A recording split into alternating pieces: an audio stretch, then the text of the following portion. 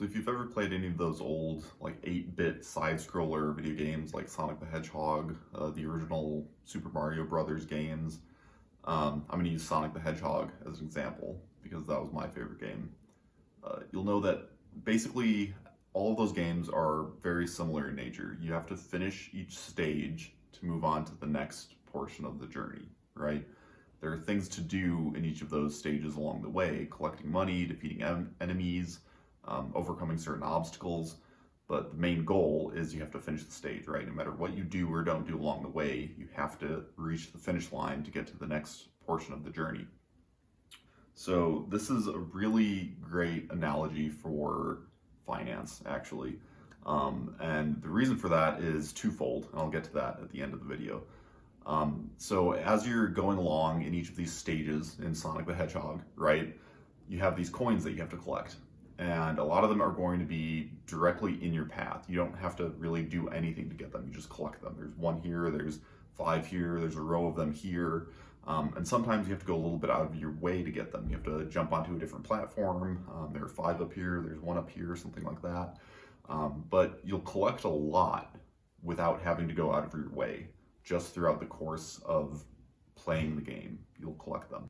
So as you're collecting these coins, you'll notice that you accumulate them pretty slowly, but by the end, you've accumulated quite a lot. At the end of each stage, you've accumulated quite a lot. But what happens when you lose money? You know, if you fall on a spike or you get hit by an enemy or something like that, usually you lose a lot of money at the same time, right? The screen flashes and you kind of get knocked backwards, and 20 or 30 or 50 coins erupt and you've lost all of those. So this is kind of the first point that this analogy hits, is the buzz phrase, preservation of capital, right? Just not losing money.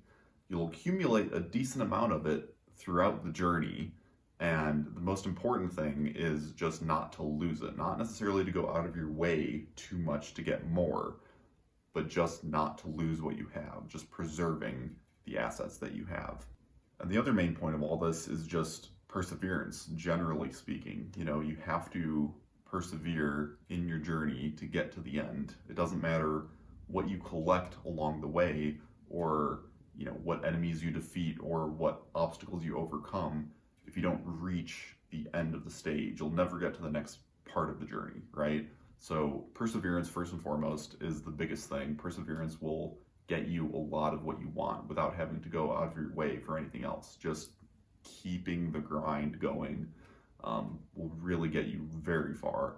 And if you can focus on that, and then the other point of just maintaining the assets that you've acquired as best as possible, you know, investing them, not spending on ridiculous things that you don't need, just preserving what you have and kind of having that respect towards money, you'll get really far just focusing on those two things.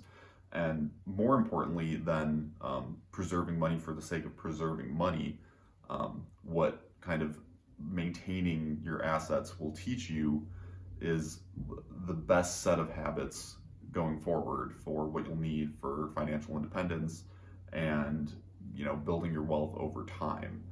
It's really about those habits that those actions instill, more so than the money that is accumulated as a result of those habits. So I hope you got something out of that. I know it's kind of silly analogy, but it's something I think about quite often, how a lot of, you know, video games and other forms of media are kind of modeled on things that we're experiencing in everyday life. So hope you guys found some value in that. Thanks.